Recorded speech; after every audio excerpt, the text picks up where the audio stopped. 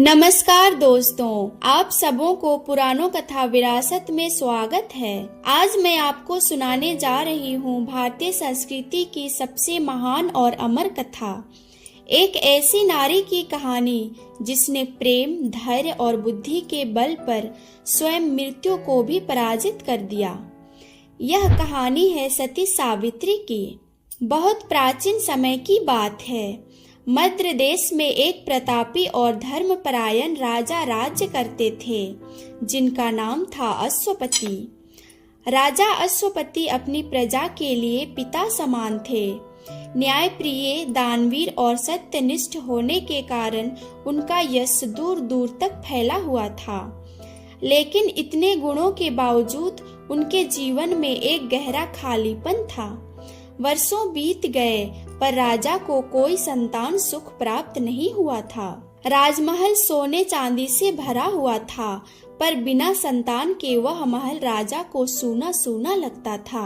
हर पर्व, हर उत्सव उनके लिए पीड़ा बन जाता था। राजा रानी दोनों भीतर से टूट चुके थे, फिर भी उन्होंने धर्म का मार्ग नहीं छोड़ा। वे प्रतिदिन दान करते, ब्राह्मणों की सेवा करते और देवताओं की आराधना करते रहे। अंततः राजा अश्वपति ने निश्चय किया कि वे स्वयं देवी सावित्री की कठोर तपस्या करेंगे।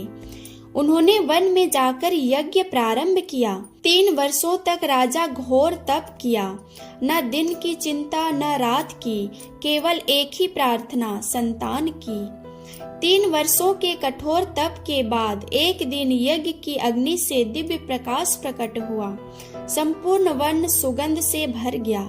स्वयं देवी सावित्री प्रकट हुई और राजा से कहा कि वे उनकी तपस्या से अत्यंत प्रसन्न हैं और उन्हें एक तेजस्विनी कन्या प्राप्त होगी, जो संसार में नारी शक्ति का अद्भुत उदाहरण बनेगी।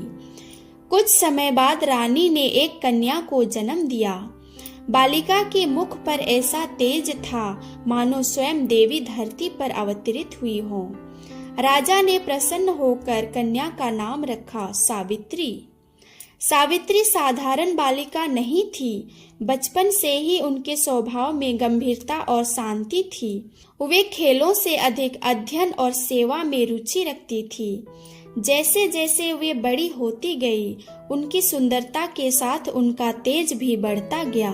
उनके व्यक्तित्व के सामने बड़े बड़े राजकुमार भी स्वयं को तुच्छ समझने लगे।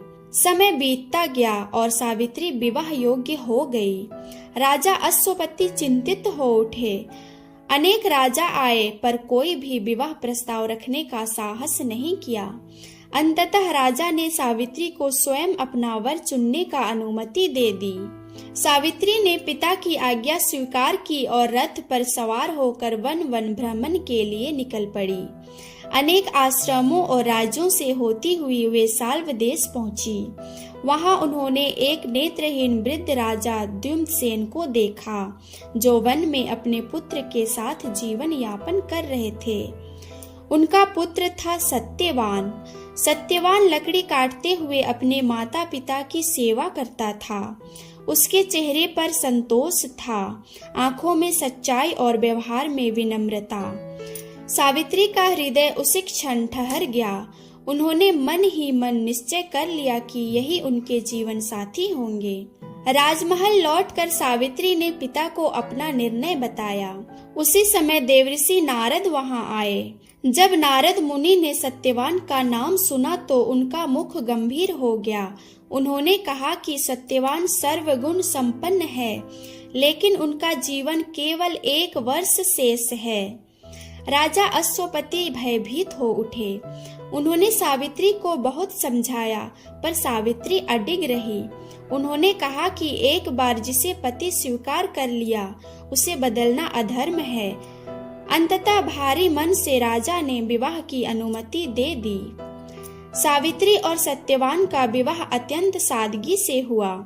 विवाह के बाद सावित्री ने राजसी वस्त्र और आभूषण त्याग दिए और सत्यवान के साथ वन में रहने लगी। वे कंदमूल खाकर जीवन व्यतीत करती और पूरे मन से अपने सास ससुर की सेवा करती। समय बीतने लगा।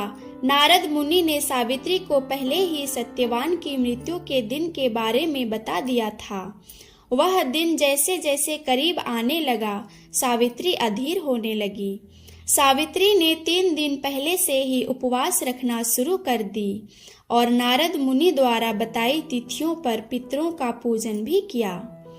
हर दिन की तरह सत्यवान उस दिन भी लकड़ी काटने जंगल चले गए। साथ में सावित्री भी गई। जंगल में पहुंचकर सत्यवान लकड़ी काटने के लिए पेड़ पर चढ़ गए। तभी उसके सिर में तेज दर्द होने लगा। दर्द से व्याकुल होने के कारण सत्यवान पेड़ से नीचे आ गए। सत्यवान के सिर को गोद में रखकर सावित्री सत्यवान का सिर सहलाने लगी। तभी वहां यमराज आते दिखाई दिए।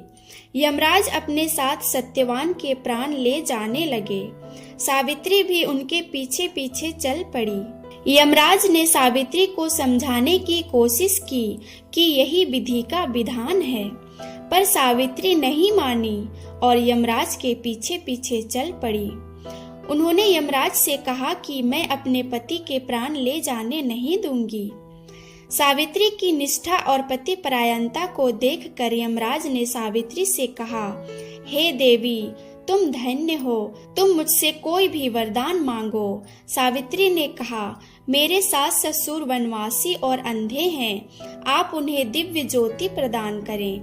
यमराज ने कहा, ठीक है, ऐसा ही होगा। लेकिन सावित्री फिर भी यमराज के पीछे पीछे चलती रही। यमराज ने कहा, देवी, तुम वापस जाओ। सावित्री ने कहा, भगवान, मुझे अपने पति के पीछे पीछे चलने में कोई परेशानी नहीं है।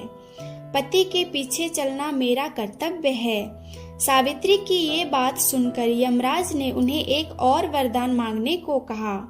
सावित्री बोली, मेरे ससुर का राज्य छीन गया है, आप पुनः वापस दिला दें। यमराज ने सावित्री को यह वरदान भी दे दिया और कहा, अब तुम यहाँ से लौट जाओ। लेकिन सावित्री उनके पीछे पीछे चलती रही। सावित्री को चलता देखकर यमराज ने सावित्री को तीसरा वर मांगने को कहा। इस बार सावित्री ने 100 पुत्रों की माता बनने का वर मांगा। यमराज ने इसका वरदान भी सावित्री को दे दिया। सावित्री ने यमराज से कहा, प्रभु, मैं एक पतिव्रता पत्नी हूँ, आपने मुझे पुत्रवती होने का वरदान दिया है, अब आप मेरे पति को नहीं ले जा सकते हैं। यह सुनकर यमराज को सत्यवान के प्राण लौटाने पड़े। सावित्री अपने पति के पास आ गई। सत्यवान फिर से जीवित हो उठे और दोनों खुशी खुशी अपने राज्य की ओर चल पड़े। दोनों घर पहुँचे तो उन्होंने देखा कि उनकी माता पिता की आंखों की दृष्टि लौट आई है। इसके बाद उन्हें उनका राज्य भी वापस मिला। सावित्री और सत्यवान ने सुखपूर्वक जीवन व्यतीत किया। इस प्रकार सती सावित्री ने सिद्ध कर दिया कि सच्चा प्रेम, धैर्य और बुद्धि मृत्यु से भी महान होते हैं।